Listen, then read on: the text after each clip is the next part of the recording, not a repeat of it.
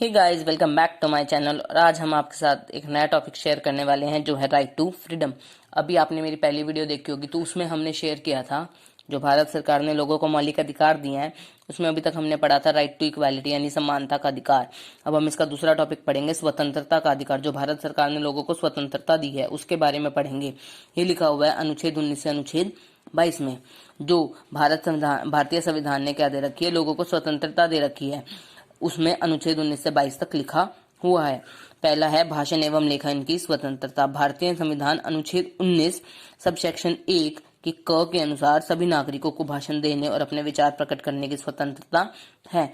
परंतु जो अनुच्छेद 19 है उसका सब सेक्शन 2 उसके अनुसार इस अधिकार पर जो राज्य न्यायपाल की अगर अपमान किया जाता है या फिर हमारे देश की नैतिकता या देश की सुरक्षा पर है, सुरक्षा के बारे में बात है, तो उस पर वो सरकार क्या कर सकती है, प्रतिबंध लगा सकती है। दूसरा है शांतिपूर्वक तथा बिना शस्त्रों के इकट्ठा होने की स्वतंत्रता।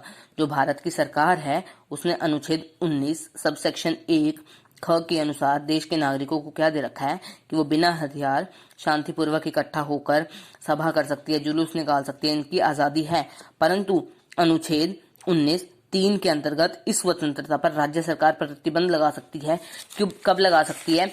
जब वो सार्वजनिक शांति यानी पूरे देश की शांति या व्यवस्था की क्या हो, दृष्टि से क्या हो, खराब हो, उस पर सरकार क्या लगा सकती है, प्रतिबंध लगा सकती है। अगला है संघ तथा समुदाय बनाने की स्वतंत्रता।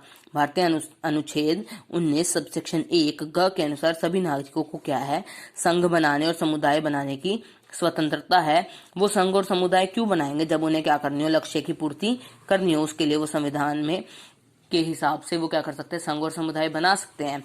परंतु अनुच्छेद 19 के अनुसार, अनुच्छेद 19 सब सेक्शन 4 के अनुसार यदि कोई भी समुदाय या संघ ऐसा नहीं कर सकता, वो संघ या समुदाय ऐसा नहीं बनाएंगे जिससे हमारे देश की सुरक्षा को क्या हो, खतरा हो। अगला है भारत के किसी क्षेत्र में आने जाने की व्यवस्था या स्वतंत्रता। भारत सरकार ने हमें क्या दे रखी है, किसी भी भारत के किसी भी क्षेत्र में हम आ जा सकते हैं। ये अनुच्छेद 19(1) के घ में दी गई है कि अगर भारत का कोई नागरिक चाहे तो वो पूरे समस्त भारत के क्षेत्र में कहीं भी घूम फिर सकता है, उसे आने जाने की स्वतंत्रता है। परंतु अनुच्छेद 19(5) के अनुसार वो जो घूमना फिरना है, अगर वो देश की सार्वजनिक शांति सुरक्षा इनके हित में नहीं है तो उस पर क्या कर सकती है, सरकार प्रतिबंध लगा सकती है। अगला है भारत के किसी भी भाग में रहने तथा निवास करने की स्वतंत्रता। जो भारत का अनुच्छेद है, भारतीय संविधान का अनुच्छेद 19(1) ड इसके अनुसार भारत के नागरिक को किसी भी निवास स्थान में रहने की स्वतंत्रता है। परंतु अनुच्छेद 19(5) के अंतर्गत यह सार्वजनिक हित के आधार पर होनी चाहिए। अगर ये सार्वजनिक हित यानी सब लोगों के हित में नहीं है तो भारत सरकार या राज्य सरकार उस पर प्रतिबंध लगा सकती है। अगला है कोई भी व्यवसाय करने, पेशा अपनाने या व्यापार करने की स्वतंत्रता।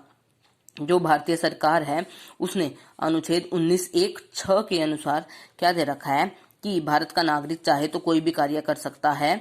भारतीय सरकार उस पर क्या करेगी, प्रतिबंध नहीं लगाएगी। परंतु अनुच्छेद 19(6) के अनुसार इस स्वतंत्रता पर प्रतिबंध लग सकता है यदि वो व्यापार जनहित यानी लोगों के हित में नहीं है, या उस पर क्या है, वो अनैतिक व्यापार है। अनैतिक व्यापार यानी जो देश के लोगों के हित के लिए नहीं है। अगला है अपराध की दोष स्थिति के विषय में संरक्षण, यानी अनुच्छेद 20 में लिखा हुआ है। अनुच्छेद 20 में क्या कहा गया है कि किसी व्यक्ति को उस समय तक अपराधी नहीं ठहराया जा सकता जब तक कि उसके अपराध के समय में लागू किसी कानून का उल्लंघन न किया हो। कि कोई भी व्यक्ति तब तक अपराधी नहीं माना जाएगा कि जब तक उसने जो अपराध किया है उसके समय में वो कानून लागू का उल्लंघन ना किया हो। उस समय वो कानून लागू ना हुआ हो तब तक वो क्या माना जाएगा, अपराधी नहीं माना जाएगा। अगला है व्यक्तिगत स्वतंत्रता तथा जीवन की सुरक्षा का अधिकार। जो हर एक व्यक्ति है उसको अपनी स्वतंत्रता, आजादी है और उसे अपने जीवन की सुरक्षा का भी अधिकार दिया गया है। ये लिखा हुआ है भारतीय संविधान अनुच्छेद 21 में कि प्रत्येक प्रजातांत्रिक संवैधानिक व्यवस्था में व्यक्तिगत स्वतंत्रता का होना आवश्यक है। जो ब्रिटेन में व्यक्तिगत स्वतंत्रता का कानून लागू हुआ था उसी अनुसार भारत में भी क्या किया गया, ये कानून लागू किया गया था। अगला है बंदीकरण की व्यवस्था में संरक्षण का अधिकार। कि जो राइट टू प्रोटेक्शन, लोग है उन्हें प्रोटेक्शन दी गई है against arrest and detention in certain cases. ये लिखा हुआ है हमारा आर्टिकल 22 में। आर्टिकल 22 क्या कहता है कि किसी भी व्यक्ति को उसके अपराध या बंदी के कारणों को बताए बिना गिरफ्तार नहीं किया जा सकता। कि अगर किसी व्यक्ति को सरकार गिरफ्तार या पुलिस गिरफ्तार करने आई है तो उसको कारण बताना पड़ेगा कि उसको गिरफ्तार क्यों किया जा रहा है। गिरफ्तार किए गए व्यक्ति को, अगर कोई व्यक्ति गिरफ्तार कर लिया गया है तो उसको 24 घंटे के अंदर मजिस्ट्रेट के सामने जो हमारी पुलिस है वो उसे क्या करेगी, पेश करेगी। बिना मजिस्ट्रेट की आज्ञा के बंदी को जेल में नहीं रखा जा सकता। अगर मजिस्ट्रेट आज्ञा देगा तभी वो व्यक्ति, बंदी व्यक्ति जेल में जाएगा, नहीं तो वो जेल में नहीं जाएगा।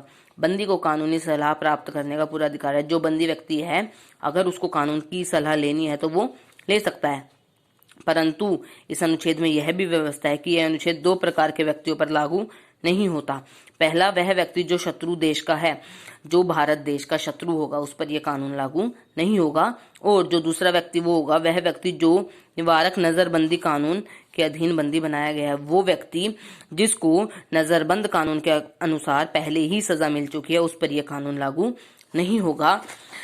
आई होप आप लोगों को जो ये स्वतंत्रता का अधिकार है ये समझ आ गया होगा। इसमें हमने 6 या 7 चीजें डिस्कस की गई हैं। पहला है हमें भाषण और लेखन का स्वतंत्रता दी गई है। दूसरा, हमें शांतिपूर्वक या बिना शस्त्रों के इकट्ठा होने की स्वतंत्रता दी गई है। तीसरा है हमें संघ और समुदाय बनाने की स्वतंत्रता दी गई है। चौथा है हमें भारत के किसी भी क्षेत्र में आने जाने की स्वतंत्रता दी गई है। पांचवा है हम भारत के किसी भी क्षेत्र में रह सकते हैं। छठा है कि हम कोई भी व्यवसाय पेशा अपना सकते हैं। सातवां है हमें अपराध की जो सिद्धि के विषय में संरक्षण दिए गए हैं। और आखिरी है कि बंदीकरण की व्यवस्था में हमें अधिकार दिया गया है। आई होप आपको ये सारे समझ आ गए होंगे। अगर आपको कुछ डाउट है तो आप मुझसे कमेंट सेक्शन के थ्रू पूछ सकते हैं।